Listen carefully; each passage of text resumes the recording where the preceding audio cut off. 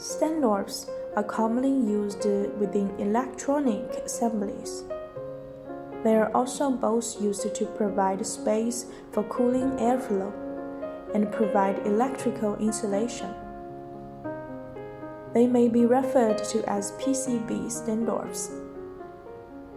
Common materials for such standoffs are brass, stainless steel, nylon, PVC, and ceramics. Standoffs can come in 3 genders: female-female, male-female, and male-male. Female-female standoffs can be either partially or fully threaded on each end.